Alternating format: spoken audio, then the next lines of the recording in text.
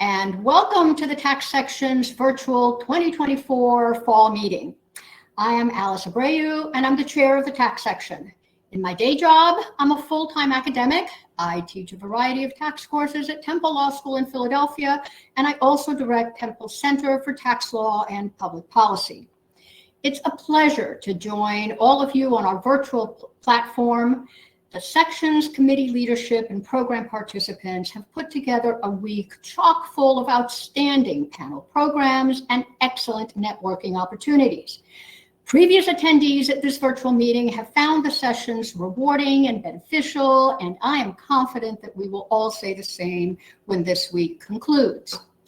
As of this morning, attendance for this meeting, this virtual community that we are creating for the week, stands at close to 1,200. I want to extend a particular welcome to our more than 400 registrants from the IRS and Treasury. We're thrilled to engage with our colleagues from the government in such a substantial way, thanks to this virtual format. We're also excited to meet ABA members, section members, non-US practitioners, and others who may not be able to attend our in-person meetings. I hope you will take full advantage of the many virtual networking opportunities this week. If you like what you see, become a member of the Tax Section. And if you're already a member and not affiliated with the committee, sign up for one of more than our 36 substantive committees to get more involved in the section activities that have a direct impact on the practice of tax law. Joining a committee is included in your section membership, and you can join as many as you like. It will cost you nothing. In fact, we're hosting a special information and networking session from 4:30 to 5:30 Eastern today, so that you can learn more about being involved in the section and how it will expand and strengthen your professional networks. The session will be on Zoom, and we intend for it to be interactive. You'll have an opportunity to meet many section leaders, and I look forward to seeing many of you there. I'm also pleased to announce 3 Live Well, Lawyer Well sessions taking place this week. For those of you who don't know, Live Well, Lawyer Well is the wellness initiative that the section launched last year under the leadership of my predecessor, Scott Michael. On Tuesday and Thursday, we will start the day at 10 a.m. Eastern with a chance to center ourselves before the substantive programming begins. These sessions will look at the science and practice of compassion. Participants will examine the science of self-compassion, and those who would like to can try a self-compassion meditation practice together. No previous experience is needed or expected, so I encourage anyone who is curious or just wants to experience something different from the day-to-day practice of law, please join us. And on Friday from 4:30 to 5:30 Eastern, my successor, our chair-elect, Megan Brackney, will moderate a panel called Your Vacation Checklist: How to Enjoy Your Vacation and Keep Things Cool Back in the Office. During this session, panelists will discuss tips on preparing for time out of the office to minimize stress and fallout for yourself, your colleagues, and your clients. We're thrilled to provide content and activities that will help our members navigate the stresses and strains of being busy tax practitioners, and I encourage you to join us and participate in these helpful and healthful programs. I also want to share exciting news about our incoming in-person CLE events. Many of you are passionate attendees of the ABA's annual Criminal Tax Fraud and Tax Controversy Conference, always held in Las Vegas. I am thrilled to share that this year, the section will fully produce this meeting.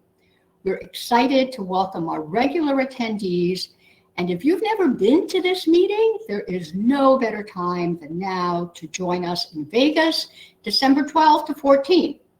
I attended for the first time last year, and the programming was so interesting and the vibe so electric that even if I weren't chair of the tax section, I'd be going back this year, and I'm not even a controversy lawyer. Plus, it's Vegas. Next, I want to announce some exciting changes we've made to our mid-year meeting. First, we've altered the date pattern, so the meeting will begin on Wednesday, February 19, and end on Friday, February 21st, instead of our usual Friday to Saturday pattern. And that will allow everyone to spend the weekend, full weekend, at home. We have also moved the plenary session to Wednesday at the beginning of the meeting rather than the end, based on attendee feedback. In addition, the mid-year meeting will also feature a more cohesive model of programming where several committees will collaborate to form one topical track and provide a variety of perspectives. So rather than separate sessions for all 36 committees, there will be 4 tracks, each appealing to a range of members. And we trust that this new format will ensure that you don't feel as torn between relevant sessions, can more easily follow the program and remain in the same room, hence networking more effectively during breaks with a broader range of members. Our committees have already been working hard to collaborate and plan this innovative track style, and we look forward to seeing you in person in Los Angeles, February 19 to 21st, 2025. Join us there. On the section's website, you can register for the Civil and Criminal Conference, and you can learn more about the reformatted mid-year meeting. And now I want to give a heartfelt thank you to our sponsors. These meetings could not happen without their support. I want to particularly thank our Diamond Media sponsor, Tax Notes, our Ruby sponsors, the Asbury Law Firm, Kaplan and Drysdale, Covington, Morgan Lewis, Nelson Mullins, and BRC, and all of our Emerald sponsors, which you see listed on the screen. Thanks also to Thomson Reuters, a publishing sponsor of the tax section, and the Northwestern Pritzker School of Law, the educational affiliate of the section's flagship publication, The Tax Lawyer. I also want to highlight that Thursday, October 24, is the ABA's Giving Day, and the tax section's Tax Assistance Public Service Fund, TAPS, is one of the beneficiaries of this annual Day of Giving. Our goal is to raise $40,000 to support the section's Public Service Fellowship Program, and I hope that I can count on all of you to make a generous contribution, although no contribution is too small. So thank you in advance for helping us with that. We're proud to host another round of what has quickly become one of the section's most popular and successful pro bono initiatives, Virtual Settlement Week, to be held November 13 to 15. During this time, volunteers will assist pro se taxpayers in settlement discussions with the IRS personnel assigned to the case. It's a great way for lawyers who are new to pro bono representation to get involved in providing this very much needed service, because you're assigned to a more experienced partner attorney to work with. And you don't need to be a tax section member to participate. This work is intensely rewarding, and I hope you consider doing it. For so many of us, the tax section has played a major role in our professional development, in our practices, in our teaching, and in developing lifelong friendships. I am honored to lead this organization, which is fortunate to have such an incredible array of talented officers, council directors, committee leaders, staff members, all of whom are dedicated to providing top programming and networking benefits and supporting a more diverse profession and a more equitable tax system for this country and for the world, given our substantial international activities. I thank everyone who works so hard at making the section successful, and I'm proud to have been a member for decades now, and now its leader. And now I want to tell you about our fellowships. I'll begin by recognizing our Christine Brunswick Public Service Fellows who work in public service organizations for 2 years, providing legal assistance to vulnerable taxpayers. These fellowships are funded through the tax section's Tax Assistance Public Service Endowment, or TAPS, which I just mentioned a few minutes ago. Our continuing 2023-2025 fellows are Ruhit Mukim and Hannah Steffen, and I am pleased to announce our 2024-26 fellows, Rianka McQuan and Chelsea Susi, who both started in early September. Rianka is a graduate of Lewis and Clark Law School in Portland, Oregon, and will continue the work she began as a student attorney at the LITC at Lewis and Clark, assisting incarcerated individuals with their unique tax issues. Yes, incarcerated individuals have tax issues. Chelsea is a graduate of the Sandra Day O'Connor School of Law at Arizona State University and will work at DNA People's Legal Services in Chinle, Arizona, providing tax assistance to Native populations in the area and educating agencies and individuals from outside these communities about the specific tax issues faced by Native taxpayers and tribal communities. I am intensely proud of being a part of an organization that makes public service like this possible. So welcome and thank you to Rianka and Chelsea for the work that they're already doing and will continue to do. I want to just let you know that applications for the 2025-27 Christine Brunswick Fellowship are due November 9th. And you can find more information about that on our website. In addition to our Brunswick Public Service Fellowships, we are pleased to partner with Tax Analyst, which has generally sponsored our first Tax Analyst Public Service Fellow, Leslie McLean. I am now pleased, who works with Chelsea at DNA People's Legal Services. And now I am pleased to introduce our 2024-26 Tax Analyst Public Interest Fellow, RG Ernest. RG brings nearly 2 decades of legal experience to the LITC at Legal Aid of Arkansas. A native of Arkansas, RG has been a pro bono volunteer for the LITC for several years, and we're all excited that this fellowship will enable him to work full-time to expand much-needed services to the Native population in this region. In addition to the public service fellowships, the section has 2 additional fellowships. Nolan Fellows are mid-career tax lawyers who are actively involved in the section, have demonstrated leadership qualities, and are committed to the section's mission. We're particularly excited because 2025 will mark the 25th anniversary of the Nolan Fellowship, and a committee of prior fellows is already working to mark the occasion. More on that to come.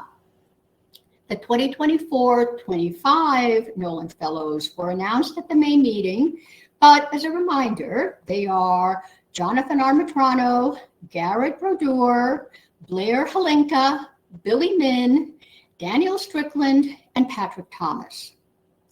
In 2022, the section proudly launched the Loretta Collins Argret Fellowship, which seeks to identify, engage, and infuse historically underrepresented individuals into the section. These fellowships are funded by generous donations to the Justice, Diversity, Equity, and Inclusion, or JEDI, Endowment Fund. I am delighted to announce the 5 new Loretta Collins Argret Fellows who joined the first 2 incredible classes. So please join me in welcoming and congratulating Kylil Chestnut from Intuit, Sherrod Gregg from the IRS Office of Chief Counsel, Santiago Gomez Cienfuentes from the Embassy of Colombia, Gladys Morales Gonzalez from Moskowitz LLP, and Carneal Wilson from Denton Ceroti. Applications for the next class of fellows will open in January, and we encourage you to apply and share the application information with your colleagues and networks. And now I would like to introduce our panel discussion, Tax at the Court, a behind-the-scenes look from both sides of the Supreme Court bench. This esteemed panel consists of 4 individuals who have argued recent Supreme Court cases and/or helped to prepare the Solicitor General, her delegates, and/or the justices for oral argument. They will discuss various aspects of the process of preparing for oral argument, as well as some of the considerations behind bringing a case to the Supreme Court, such as whether to seek or not to seek or acquiesce in certiorari. Panelists will also present their views on the role of oral argument in the decisions that the court reaches. And now I get to introduce our moderator, who actually doesn't really need an introduction. Gil Rothenberg is not only a long-time section member, but he's had a remarkable career in tax, all of it spent in the tax division of the Department of Justice. Gil started out as a line attorney in the division's appellate section, where I can't resist mentioning that he handled cases that I teach and that most of you know without looking it up, like Tufts. I love non-recourse debt. More recently, Gil argued the Murphy and Cohen cases before the DC Circuit, the latter en banc. And for the last 15 years of his tenure at DOJ, Gil was the chief of the tax section's appellate section, overseeing a staff of approximately 50 attorneys and support personnel. Naturally, Gil has a distinguished academic pedigree, having earned his BA in economics from the University of Pennsylvania, where he now teaches corporate tax. He earned his JD from American University's Washington School of Law, where he also teaches corporate and partnership tax, and his LLM in tax from Georgetown University Law Center, where he doesn't now teach, but who knows, he may in the future. Gil has also taught at George Mason and the University of Maryland Law Schools, and this year he's at Temple, where he's subbing in for me and former tax section chair Joan Arnold in teaching corporate tax this semester. As you can see, although Gil purported to retire before the pandemic, he hasn't really retired. Indeed, in addition to all of his teaching, Gil currently serves as the Associate Editor-in-Chief of The Tax Lawyer, the section's flagship scholarly journal. So the section and all of us who read The Tax Lawyer are the direct beneficiaries of his talents. I'm now going to turn the program over to Gil, who will introduce the panelists and moderate what I am certain will be a very interesting and enlightening conversation. Your show, Gil. Well, thank you very much, Alice, for that kind introduction. We have three panelists to help us wade through today's topic, and I'd like to introduce each of them. First, Curtis Gannon is currently Deputy Solicitor General. He's been with the SG's office for something like 20 years. He also served in the OLC at Department of Justice, Office of Legal Counsel. And he also has some private practice experience. He clerked on the Court of Appeals and for Justice Scalia, and has argued over 30 cases in the Supreme Court. Secondly, I'd like to introduce Judge Al Loper, currently a judge in the United States Tax Court. Judge Loper also has tax Supreme Court experience. He clerked for Justice Blackmun on the Supreme Court, and he also served as the tax assistant in the SG's office for a number of years. Judge Loper also was in private practice for a number of years at Kaplan and Drysdale, both kind of before and after some of his stints in the government. And Judge Loper was in charge of the Georgetown tax program for a number of years before he joined the tax court.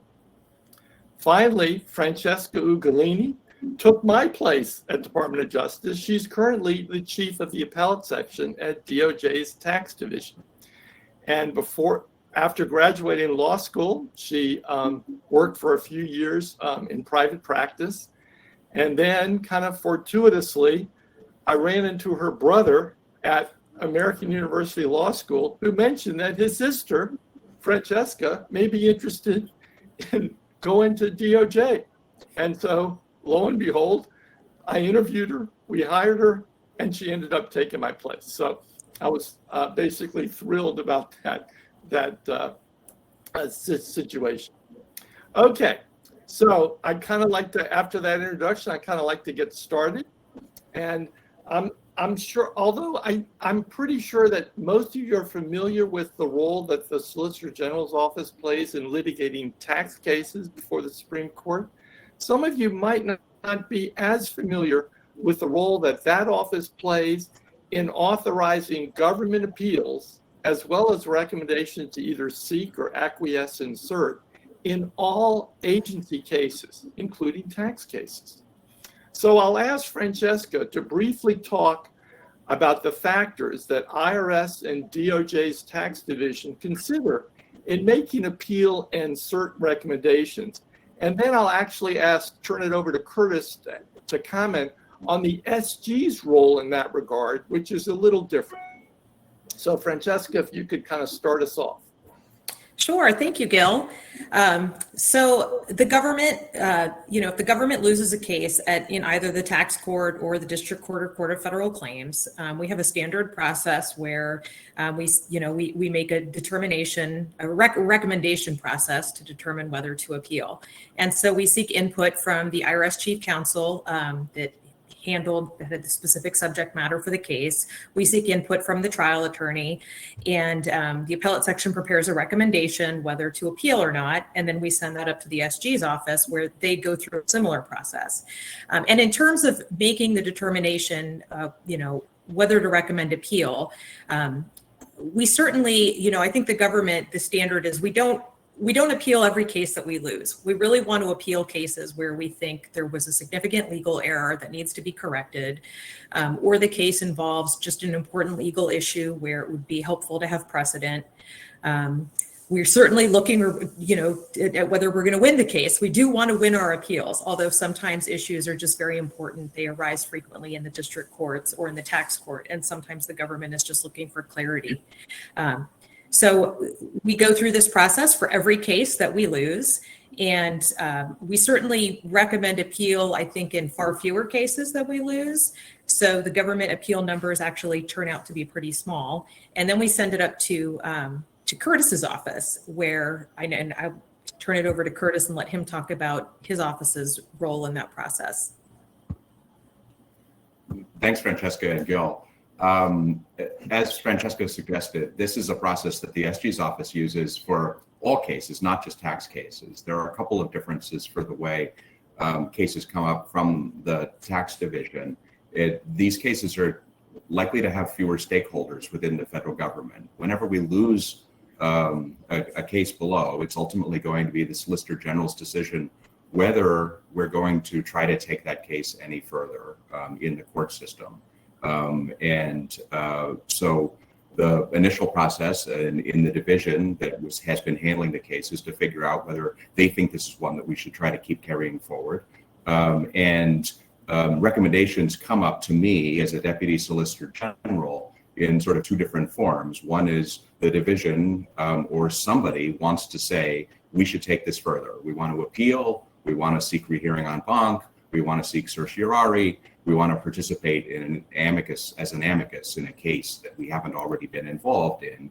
And if anybody is recommending that we take an affirmative step, go to take a case further forward, then the SG is going to have to approve that. And I will commission a line attorney in my office to write a memo making a recommendation about whether they agree or disagree with the tax division and the IRS chief counsel. We usually have the recommendation of the trial section and others when we're making that decision. And we are evaluating the same things that Francesca mentioned. We have a huge stress on what we think the ultimate merits of the argument are. What are our chances of actually succeeding in the court that we would be appealing to, including the Supreme Court? But just because we're right doesn't mean we're necessarily going to take it forward. If it's not sufficiently important, if it's a loss that we can deal with in some other way, if there isn't disagreement in the lower courts, then it may especially be something that's hard to get en banc or Supreme Court review. And so these are things that we in the SG's office are thinking about from the perspective of generalists who are emphatically not tax practitioners. I'm not a tax lawyer, and nor are any of the line attorneys who make recommendations for us in the SG's office, but we're people who specialize in the Supreme Court, and we think, our thumb on the way the Supreme Court is approaching legal issues right now and what its amenability to certain types of arguments are going to be. And because we work on cases across all different areas of the law and understand a little bit more viscerally some of the positions that the government may be taking in other places, other courts, other divisions, other areas of the law where there are going to be cross-cutting issues, we're trying to make a prediction about how well we as generalist lawyers are going to be able to persuade generalist judges in the courts of appeals or in the Supreme Court that the tax lawyers for the government have been getting this issue right. And so I think of us as kind of being a generalist pre-screen for what generalist judges are going to have to do. And we're constantly thinking about how best to translate those issues that the tax division and the IRS are thinking about. And I mentioned that there is a difference between the IRS and the tax division and other cases that come up to the SG's office. The main difference is that there tend to be fewer stakeholders. And so it's usually just the tax division and the IRS that are making recommendations in these cases. And I said that cases come up in two postures. One is somebody wants to go forward. The other is that nobody wants to go forward. And so, as Francesca said, there are lots of cases where the tax division and the IRS have sort of pre-screened as an issue where they're not recommending that we take this forward. And that's something that I have delegated authority from the Solicitor General to say that I can approve that we don't need to take this case any further. We don't need to have as fulsome a memo and internal discussion process to figure out whether we want to take the case further along. Well, thank you, Francesca and Curtis. And one other thing I might mention in this regard is that one other consideration is this an issue that needs litigation, or should we have a legislative fix? And sometimes, back when Congress used to work and, the House Ways and Means and Senate Finance Committee, maybe there is a glitch in the statute, and maybe the best thing is to suggest a legislative fix as opposed to additional litigation. And that sometimes is one of the issues. Okay, so let me switch now, and I want to kind of turn to the kind of the main topic this morning, which is tax cases that make their way to the Supreme Court. And it seems that the number of such tax cases, it kind of ebbed and flowed over the years, seemed to be higher decades ago when I was earlier in my career, then kind of reaching a low point. Sometimes a term has no tax cases, and then seems to be trending a little bit higher in recent years. So Judge Loper, what do you think accounts for this disparity? And do you think the current trend, which seems to be the Supreme Court taking a bit more tax cases, do you think that will continue? Kind of, what are your thoughts in that regard? Well, back when I was in the office, the court could be persuaded to take a case without a conflict. If it was important enough to the government, sometimes you'd have cases from the federal circuit, and we said, look, we're never going to get a conflict because everybody's going to come here to litigate the case. So, and that was persuasive to the court a couple of times. Then I think after that, in the next couple of decades, the court got very insistent on having a circuit conflict before they take a case. And often, circuit conflicts could be a little squishy, not quite firm enough, and they could wriggle out of taking even when there was a plausible conflict, they could kind of wriggle out of taking the tax cases. I think recently with the cases like Moore, where you find interest groups getting more and more aggressive about litigating issues with a political, often with a political angle to them, and appealing to things like, plain meaning and textualism. I think the court becoming a little bit easier to interest the current court, even in a tax case, if it presents that kind of red meat sort of issue. And as we're seeing, it used to be that tax regulations were thought just to be pretty much unchallengeable, and now they're being challenged left and right. Under the APA, and now the Chevron is gone under Loper Bright, and I think those sorts of challenges are going because in a way, they're less tax technical and may appeal more to the general judges on the court. I think you're going to see more and more of that.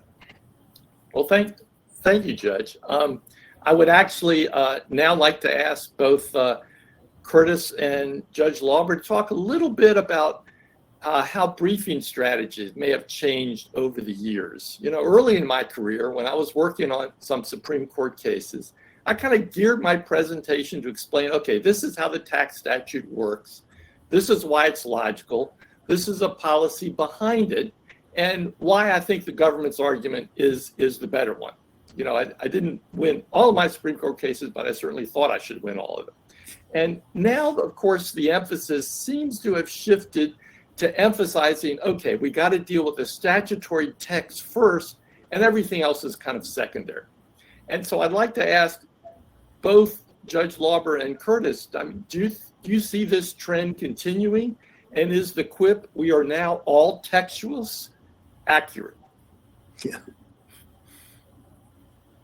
Well, yeah, I mean, it's just as Hagan said, we are all textualists now. And I don't think the briefing strategy has changed that radically. I mean, we always started with the text of the statute and tried to get as far as we possibly could with the text.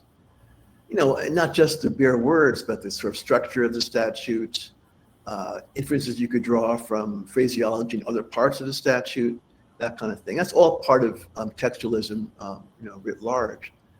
And we always did that. And then, you kind of, then you may say, well, the legislative history kind of confirms what the text tells us. You don't lead with that. And then if you're desperate, you go to policy also points in the same direction. But we always started with the text. I think it's been more of a change in degree rather than kind. What do you think, Curtis?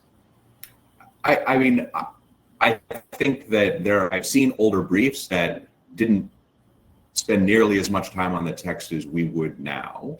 I think you're right that you always understood that you had to deal with the statute that you had, but if you had a longstanding consensus in historical practice or whatever, or good legislative history, you might say, look, everybody in the tax system has always understood that this is the way this provision needs to work, and then move on to the things that Gil was talking about. And I think now we need to spend more time on the sort of threshold questions of really which phrases in the statute we think are the ones that reflect our understanding of the statute. I think that all the pieces that Gil mentioned, as Judge Loper said, are still there. We want to explain why the statute makes sense. We want to say that there's a logic to it. We want to get out why this is good policy. In fact, at some level, the policy section is still pretty significant and important. We need to be able to say that this makes sense, especially when we're in the Supreme Court. We get questions from the justices who will literally just ask, well, I understand that the statute looks like it says that, but why does that make any sense?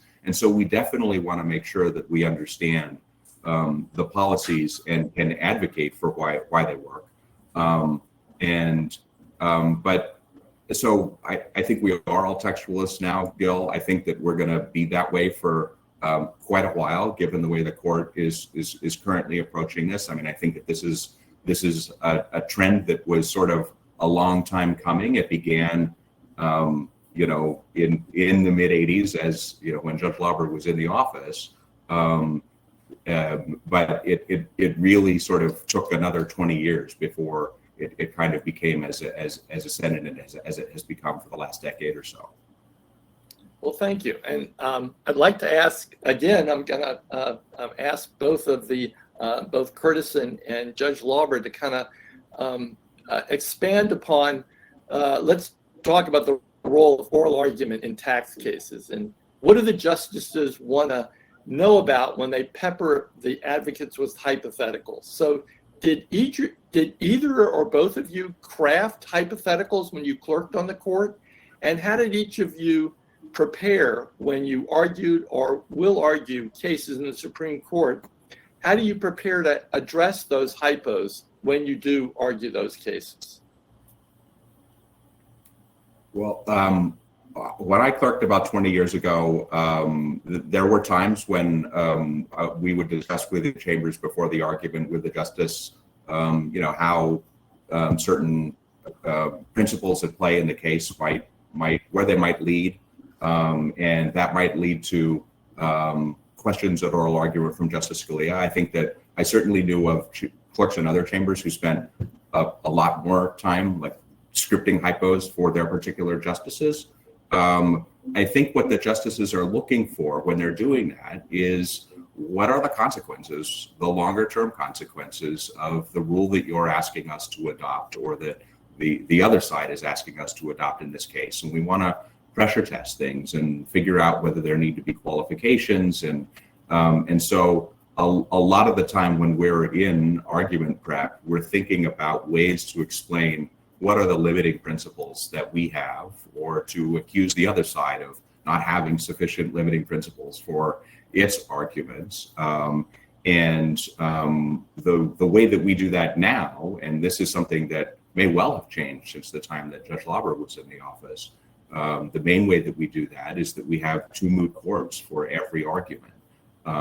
In those moot courts, again, sort of replicating the phenomenon that I mentioned before, which is that we're very concerned about making sure that we're translating specialized expertise and knowledge about this case to people who do not have that deep background. The justices, the law clerks, they do not, they're never going to have, when they get to the point of argument, the deep background to understand all the things that we can be brought to understand with the assistance of the lawyers in the tax division who handle these types of cases all the time.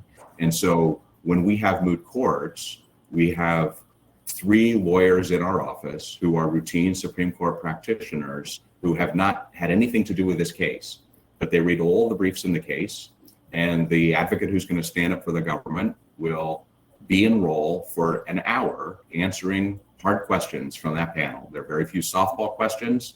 The panel tries to make it rougher than a real argument would be. And historically, it was at least longer than a real argument would be, because we would go for an hour in roll, and arguments used to be 10 minutes if you were an amicus, or 20 or 30 minutes if you were a party.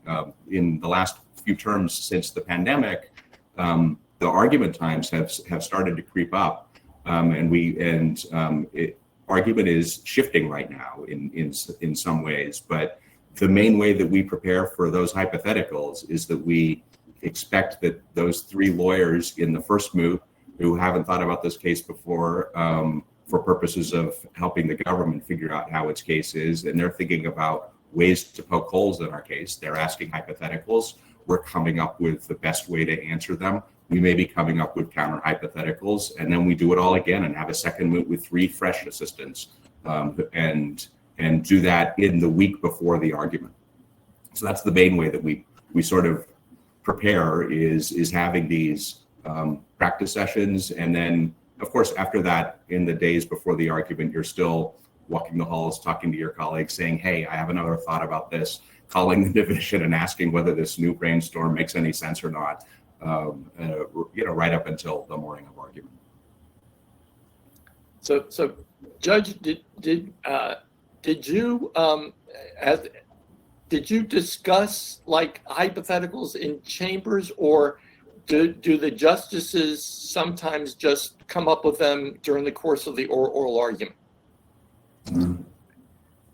Well, I think it may vary from chambers to chambers. Justice Blackmun, whom I clerked for, he was a tax guy, so he kind of, I think he could kind of handle that pretty well on his own.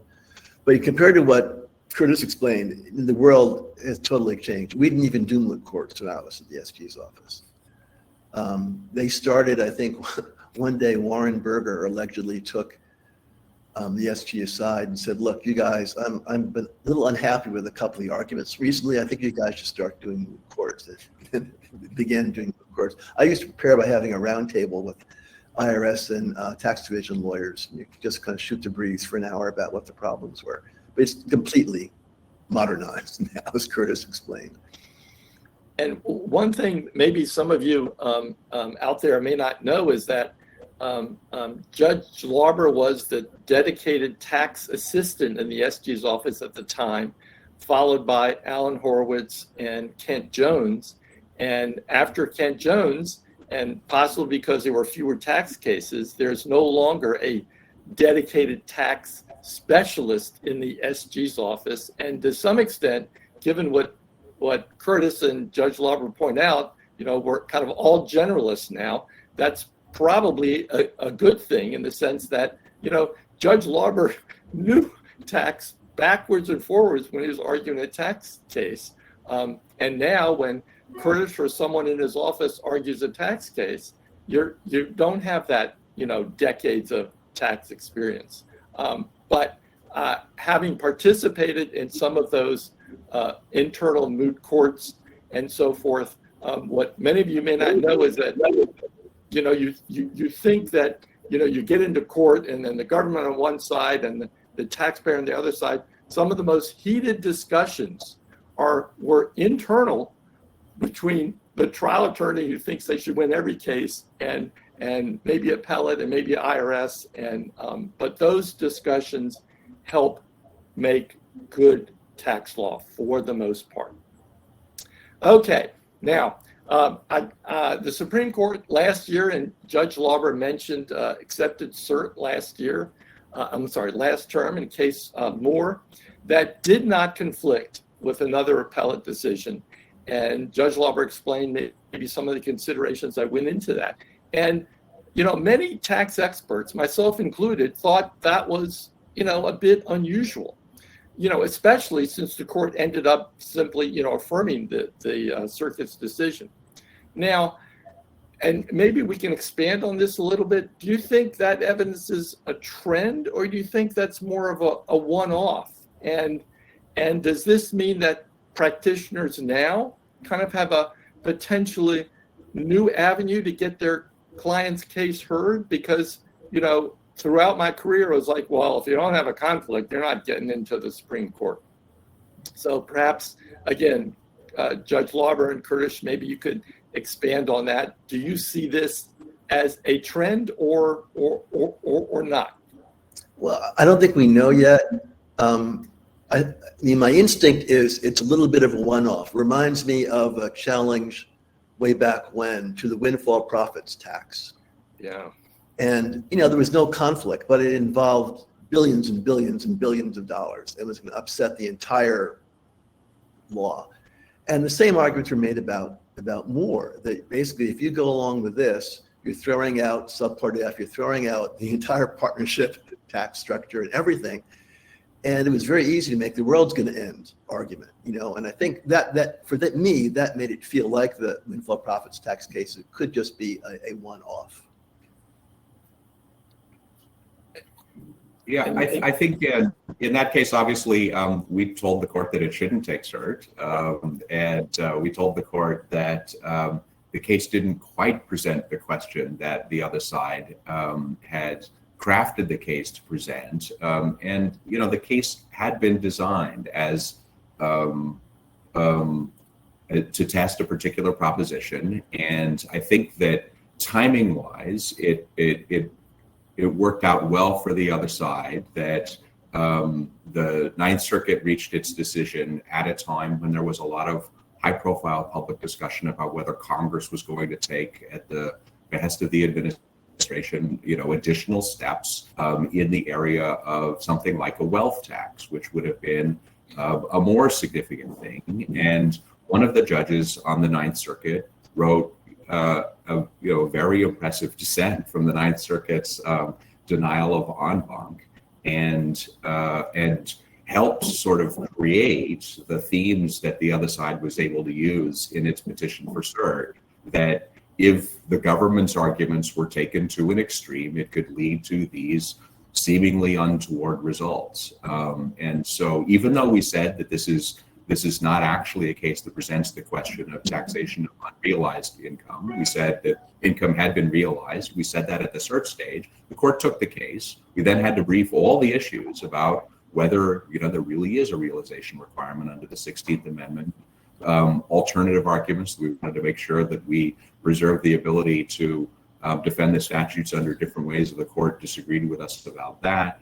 And then in the end, the court issues this sort of 5-2-2 decision, where 5 of them basically agreed with our view that in this context, the question wasn't even presented. 2 of them said, well, the challenger has acknowledged that subpart F is constitutional, and in light of that concession, since we can't find a way to distinguish subpart F from this, they lose. But if somebody else wasn't willing to concede that, then maybe we would go further into the legal weeds on this one, but we don't have to for today. And then, there were 2 justices who really wanted to sort of look at it the way the other side was looking at it. And so at one level, it's a one-off. We're always in the government sort of dealing with cases that have been designed to present larger questions. This is something that, public interest litigants and all sorts of people, corporate lawyers, everyone out there knows that they can come up with test cases that might be able to present lingering questions that have never been sort of resolved. And so there's another recent case that we have that's a challenge to taxation of stills for distilling alcohol and where they can be located. It's a challenge to a statute from the 1860s, and a district court just struck that down as unconstitutional. And so that's sort of like another test case about the boundaries of commerce power and taxation power that we'll see sort of whether that picks up any steam as it goes higher up in the court system. But I think that these things can always come up. I wouldn't necessarily say that more is an indication that the court has greater interest in tax issues per se. Tax issues, most of them are statutory and regulatory questions. And so the court considers those to be its bread and butter. It knows how to read statutes. It wants agencies to turn square corners when it's doing regulations. A lot of the administrative law questions that the court has been dealing with the last couple of years are obviously going to have a huge shadow on the things that the government is doing in that context. We're going to need to be aware of those trends in administrative law as we're litigating tax cases. And so I wouldn't be surprised that we'll continue to have some tax cases, but it also is the case that I don't think we regret not having a tax assistant in the office anymore. And so it's been about 20 years since we've had a tax assistant in the SG's office. Gil, you mentioned Kent Jones was the last tax assistant. And in the subsequent 20 years, we've treated tax cases more like all the other cases that we have. And I think that that's in conjunction with the fact that the court is treating tax cases more like all the other cases it has. And the private bar is also doing this. And so I think that it's also the case that if you look at the lawyers on the other side of tax cases at the Supreme Court, they're less likely to be tax specialists once they get to the Supreme Court. They're likely to be Supreme Court lawyers. And so we're all sort of doing this in parallel. And so I'm now the third Deputy Solicitor General who's supervised tax cases in the last 20 years.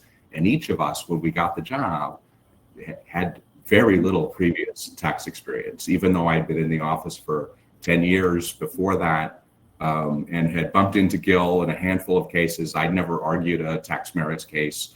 The most significant tax issues that I'd worked with had been sort of like separation of powers, tax court judge type questions, not really bread and butter tax law issues.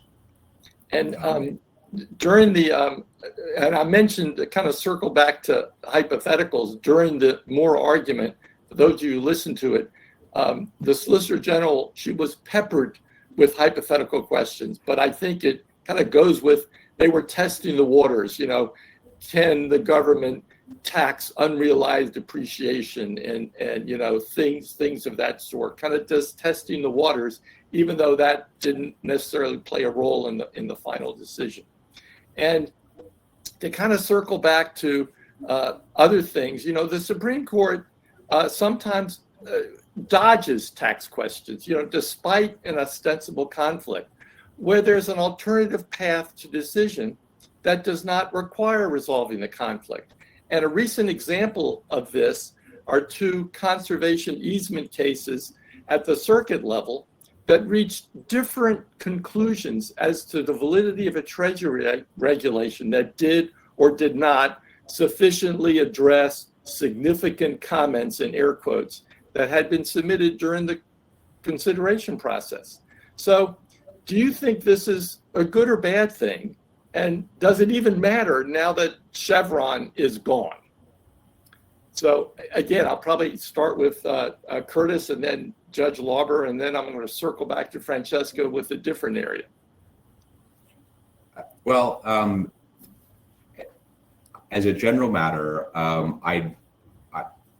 in the government, we spent a lot of time opposing certiorari in a lot of different areas. And when I see a one-to-one circuit conflict in most areas of the law, I tend to think that that may not yet be ready for Supreme Court review.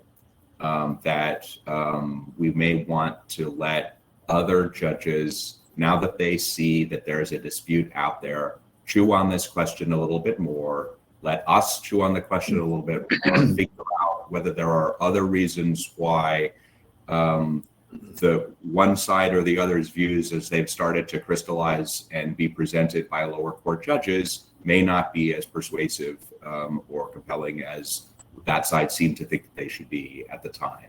And so because we spend a lot of time opposing cert in lots of other areas, immigration cases, civil rights cases, wherever, where there are what we would call narrow circuit splits that aren't necessarily ready for Supreme Court review, need further percolation. These are some of the phrases that get used.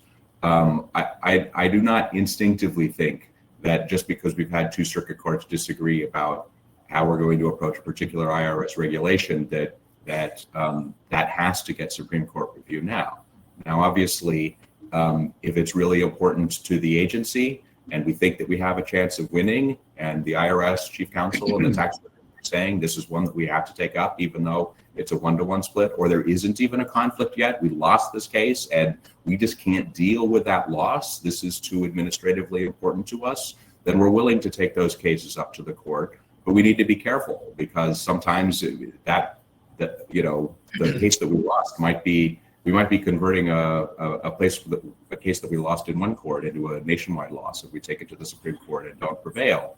And so on the conservation easement question, this is sort of intersecting with some of these other larger questions about ad law and how the court is going to approach the IRS in these areas. And the lower court judges are sort of working with those issues, and the Supreme Court has given us a lot of new fodder in that area that is not going to be the end of ad law professors' careers in writing about all of those issues. The court, one of the things that the court said in Loper Bright was, gee, look at all the legal scholarship that has been spawned by Chevron. It must be a really uncertain doctrine. But we're going to see a lot of articles about Loper Bright in the next few years.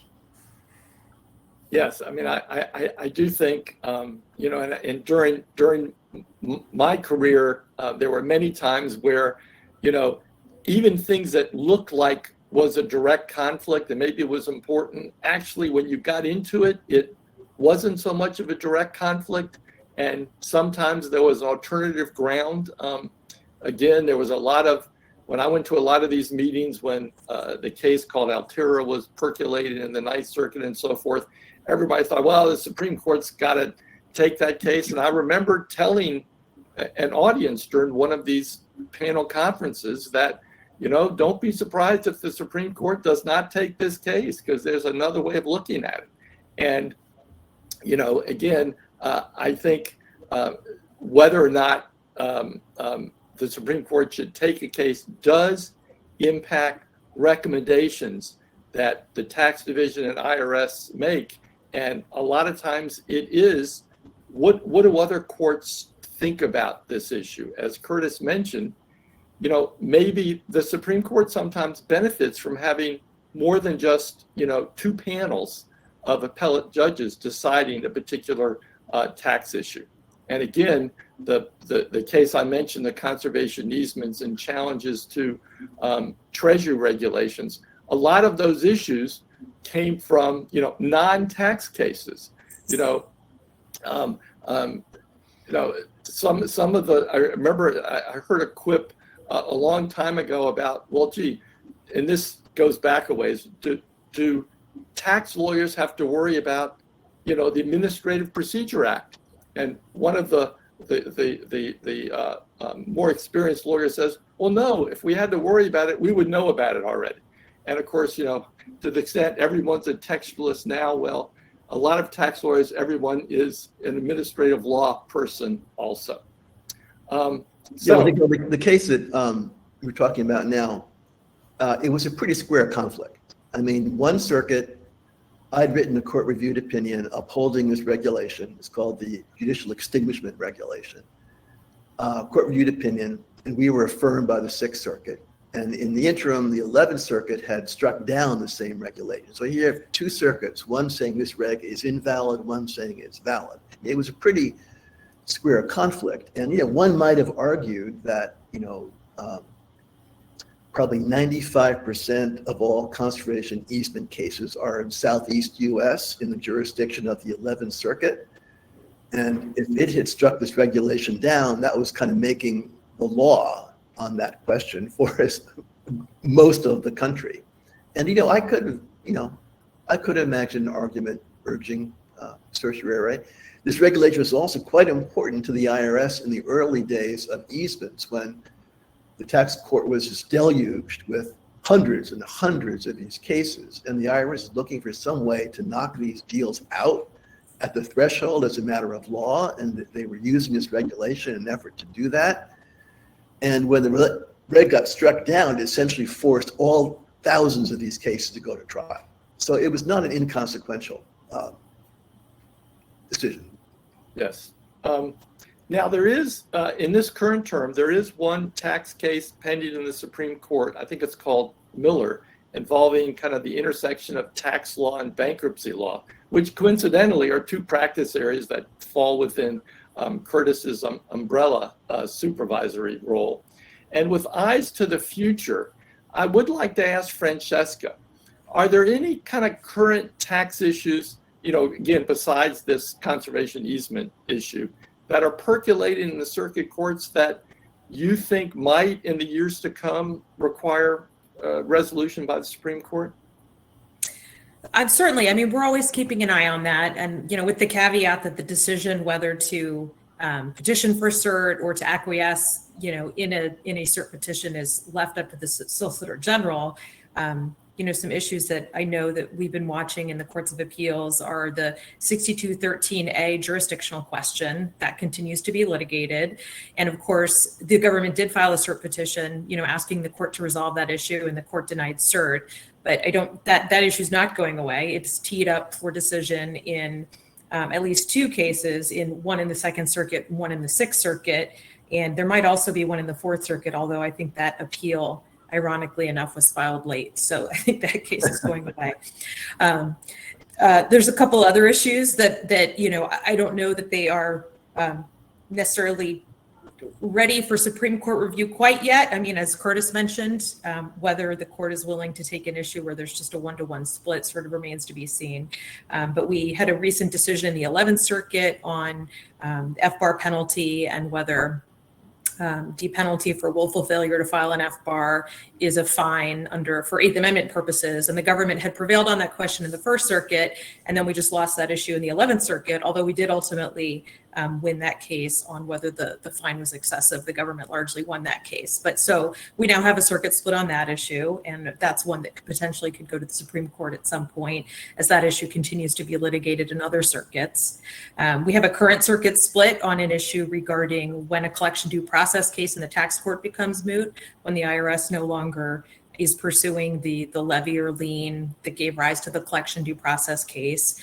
We had prevailed on mootness issues in the Fourth Circuit and the DC Circuit, and then we lost a mootness issue in the Third Circuit. And there's also a pending cert petition that was filed by a debtor in a case called Salvador involving late filed returns in the context of bankruptcy. And so that's another question that involves the intersection of tax and bankruptcy. And I know I think there's actually a 3-way circuit split on that issue right now.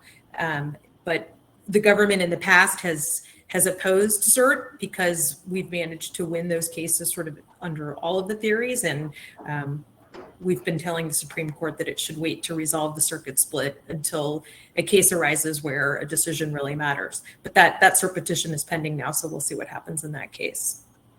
Yeah, I mean, I think, again, going back to, the jurisdictional question that, the Supreme Court admitted that it kind of just screwed up the whole jurisdictional issue years ago, and now it's trying to get back on track.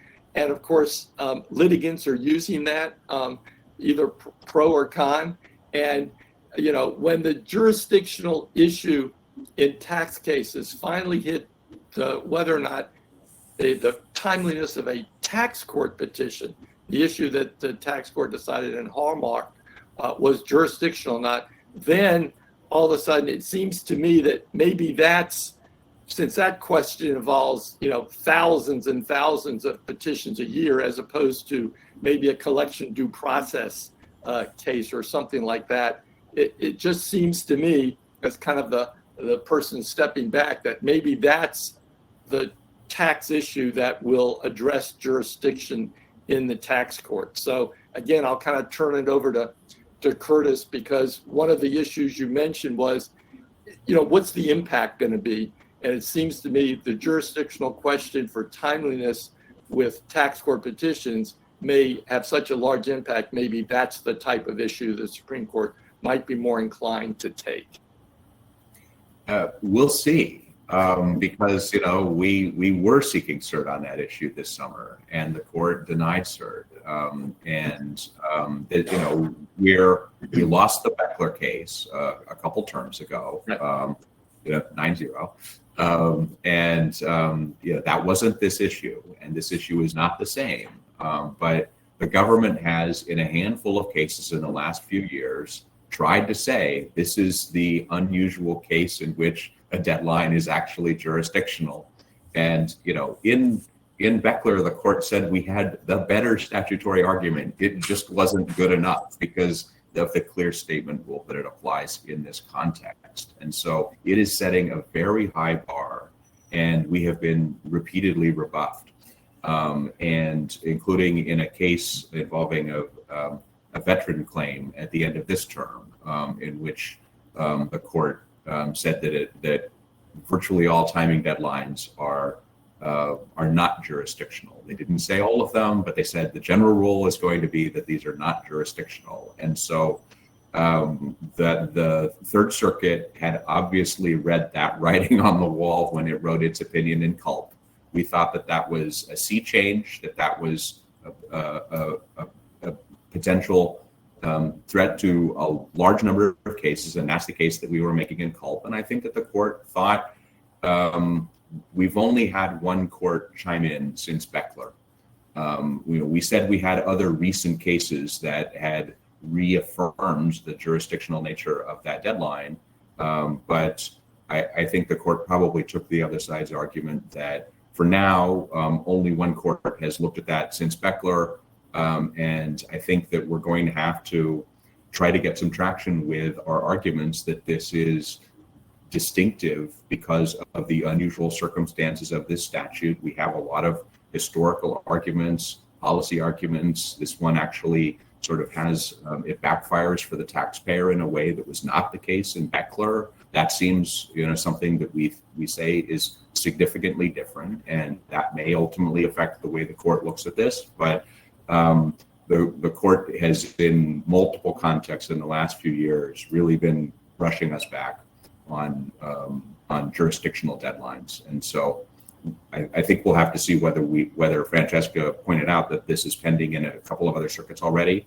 If we get any traction in those circuits, then we may decide to go back to the Supreme Court. If we strike out everywhere, it might be really hard to say that we can't find anyone to agree with us anymore, but that Supreme Court should recognize the correctness of our arguments here. Curtis is right on the backfiring point. I mean, a lot of people don't realize this, that when we dismiss a case for lack of jurisdiction, it's not a decision on the merits. The taxpayer can go file a refund suit and litigate its case. If this is non-jurisdictional, then it would be a decision on the merits, and we have to enter a decision, and the taxpayer would be foreclosed from going a refund route. So some of the folks behind, I mean, as Curtis said, in the CDP cases, the position that was being taken was 100% taxpayer friendly. This one is not 100% taxpayer friendly. And sometimes I wonder if the people behind this movement fully understand that. Well, it's other panel, now that Chevron has kind of gone away, I remember winning a case in the Third Circuit involving kind of a Brand X issue where the tax court had issued a decision on, I don't even remember the issue, but way back against the government, and then Treasury issued regulation that says government wins in this situation. And then because of Chevron, because there were two reasonable approaches, the Third Circuit, in the case I argued called Swallows Holdings, said, okay, government, you win.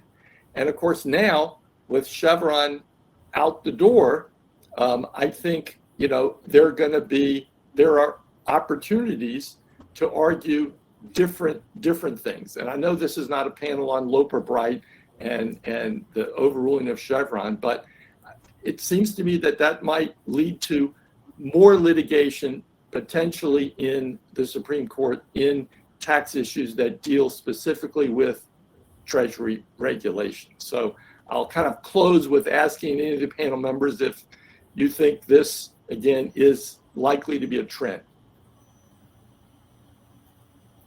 So I don't, Francesca, do you want to start? Do you think this is going to make your job harder? The decision in Loper Bright? Yeah. I think we are certainly, and we actually already have seen Loper Bright arguments being raised just across the board in every case. Whether the case even involved a Treasury regulation. I mean, Loper Bright is now getting thrown in motion for reconsideration. We do obviously, because of the nature of the cases we do, many of them do involve a Treasury regulation, and so Loper Bright will play a role. I think for years, and this is probably true across the department, I think for years we saw the writing on the wall that Chevron, might be going down. And so we had already made a strategic decision years ago to shift our arguments away from relying so heavily on Chevron and relying more on the statute and arguing that we're right under the statute and the regulation already provides the best interpretation of the statute. I mean, certainly the framework under Chevron was different. So I'm hoping that ultimately at the end of the day, the sort of arguments don't change that much, but I think we're certainly going to be dealing with Loper Bright being raised in virtually every case for quite a while until sort of a new normal emerges. Any other thoughts, Curtis or Judge Lauber, before I know we're starting to run out of time? Well, I agree with that. We're seeing Loper Bright. It's almost reflexively. I think lawyers feel they have to take a crack at that. it's the latest, thing on the street. So, but I think we'll see eventually we'll see it's stabilizing. I think it'll take a while. And finally, Curtis, I would just say one other quick thing about that, Gil, which is that you mentioned that, your the way you pitched this came up of what you called a Brand X case. Brand X was 20 years ago. It was actually the year I clerked for Justice Scalia. And it really was kind of the high watermark of Chevron, and ended up being a kind of example of the potential excess that Chevron enabled, that would sort of is what started the pushback from the court. And it started with the question of deference to regulations, regulatory ambiguities, and then eventually got back to Chevron itself. But I think that's an example of how these cycles kind of happen in the court, that it took 20 years to get from Chevron to Brand X, and then it took 20 more years to get from Brand X to Loper Bright. And we're probably 20 years from whatever is sort of the next stasis.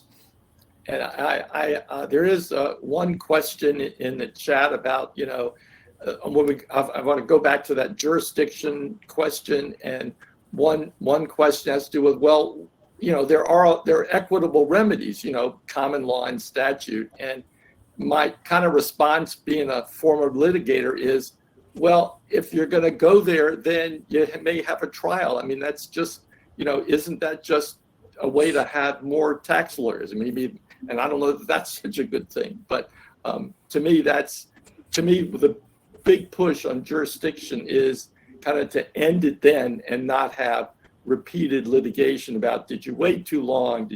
What was the reason? Was your kid sick that day, or kind of something like that? And yes, of course, Congress could fix the jurisdictional question in every one of these statutes, but Congress seems to have other things on its mind. So I think, Alice, we do have to kind of wrap up now, right? I think you have it. Gil, if you want a couple of more minutes to answer questions, I think that's fine. If you're ready to wrap up, that's fine too. Your call. I think we are kind of ready to wrap up. And to the extent anyone in the audience back there wants to lobby Congress to get more jurisdiction put in the statute specifically, more power to you. So I want to thank all of the panelists. Thank you very much for your insights. And Alice, thanks for having us. And I think now I've got to toss the program back to you. Great. Well, thank you very much. And all I have left to do is to thank you and to thank your three wonderful panelists for a really interesting and informative discussion.